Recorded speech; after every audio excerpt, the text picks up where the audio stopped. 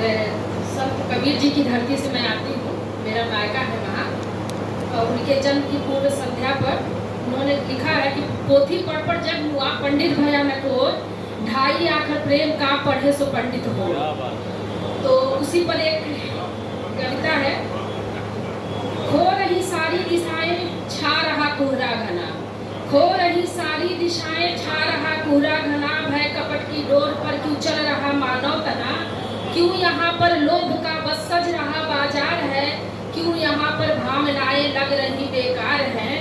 इस अंधेरे से मैं जग को पार लाना चाहती हूँ, मैं धरा पर प्रेम का दीपक जलाना चाहती हूँ।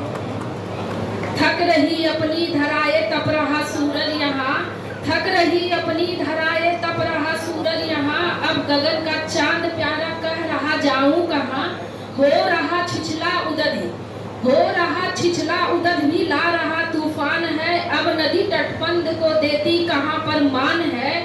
जीर्ण होते मौसमों को, जीर्ण होते मौसमों को फिर जगाना चाहती हूँ, मैं धरा पर प्रेम का दीपक जलाना चाहती हूँ। व्यंग्य करता है समय, व्यंग्य करता है समय ये अब मनुज की चाल पर, हंस रहे देखो, हंस रहे यमराज देखो काल के करताल पर, क्षुद्र जीवन जी रहे सब, क्षुद्र जीवन जी रहे सब, नर्क ही अब स्वर्ग है, हो मनुजता हीन जिसमें वो सभी का वर्ग है।